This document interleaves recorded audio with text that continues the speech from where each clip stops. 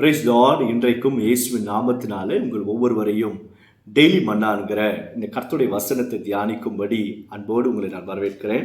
இன்றைக்கு கர்த்தருடைய வசனத்தை பிலிப்பியர் 4வது அதிகாரம் 9வது வசனத்தை வாசித்து தியானிக்க போகிறோம். நீங்கள் என்னிடத்தில் கற்று அடைந்தும் கேட்டும் கண்டும் இருக்கிறவைகள் எவைகளோ அவைகளையே செய்யுங்கள், அப்பொழுது சமாதானத்தின் தேவன் உங்களோடு இருப்பார். அப்பொழுது சமாதானத்தின் தேவன் உங்களோடு இருப்பார். யார் இந்த சமாதானத்தின் தேவன்? ஆண்டவராக இயேசு கிறிஸ்து இல்லையா? அவருக்கு இன்னொரு பேர், பல நாமங்களில் ஒரு நாமம் உண்டு, சமாதான பிரபு. ரோமர் 16:20 வாசிக்கிறோம், சமாதானத்தின் தேவன் என்ன செய்கிறாரா? சாத்தானை நம்முடைய காலின் கீழே நசுக்கி போடுகிறாரா? அப்படிப்பட்ட சமாதானத்தின் தேவன் நம்மோடு கூட இருப்பார் என்பதாக வாக்குத்தத்தம் கொடுக்கிறார். ஆனால் எப்போ இருப்பாரா? இந்த சமாதானத்தின் தேவன் உங்களோடு இருப்பாரானா உங்களுக்கு நிச்சயமாகவே சமாதானம் உண்டாகும்.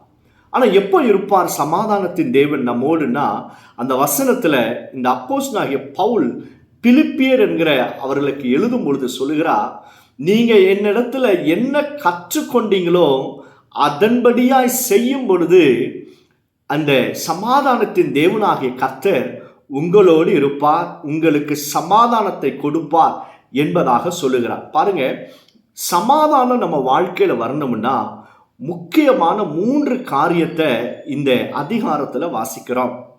நமக்கு நிறைய பணம் இருக்கலாம், சமாதானம் இருக்காது. பாருங்க, பெரிய பெரிய பதவியில் இருப்பாங்க, அவர்களுக்கு சமாதானம் இருக்காது. ஏதோ ஒரு வியாதியினால நீங்க கஷ்டப்பட்டு கொண்டு சமாதானத்தை இழந்து போயிருக்கலாம். குடும்பத்தில் சமாதானம் இருக்காது. பெரிய வீடாக இருக்கும், அந்த வீட்டுக்குள்ள எல்லாரும் பிரிஞ்சு பிரிஞ்சு இருப்பாங்க, சந்தோஷமா உட்கார்ந்து சாப்பிட முடியாது, சமாதானம் இருக்காது. சமாதானம் இல்லாமலே ஒருவேளை நீங்க வாழ்ந்து கொண்டிருக்கலாம்.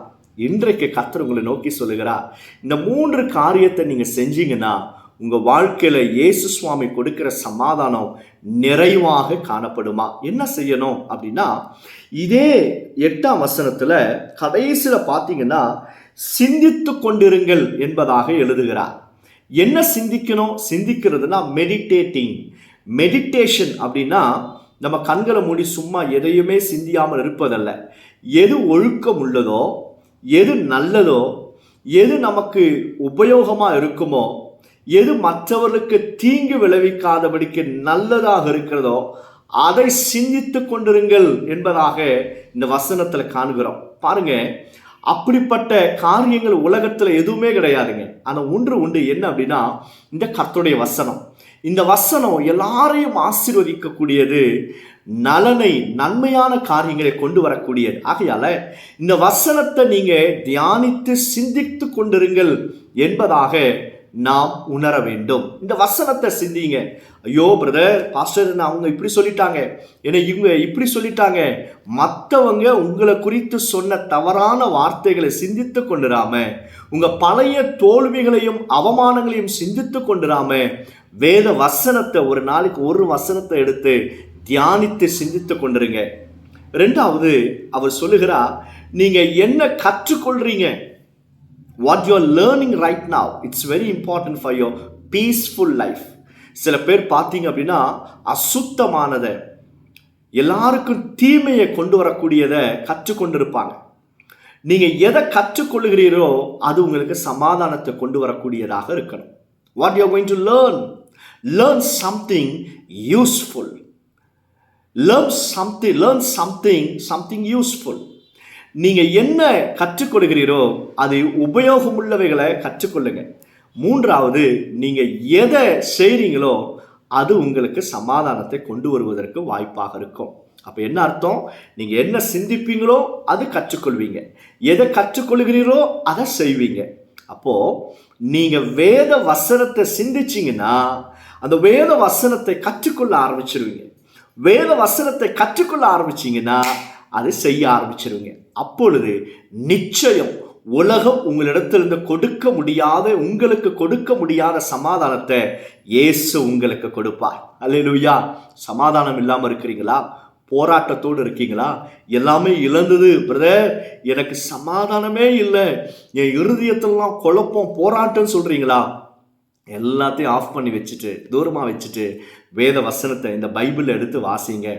இயேசு உங்களோடு பேசுவார். அந்த வசனத்தை சிந்தியுங்க, அதன்படியா அதை கற்றுக்கொள்ளுங்க. இந்த வசனம் என்ன சொல்லுதுன்னு சொல்லி கற்றுக்கொள்ளுங்க.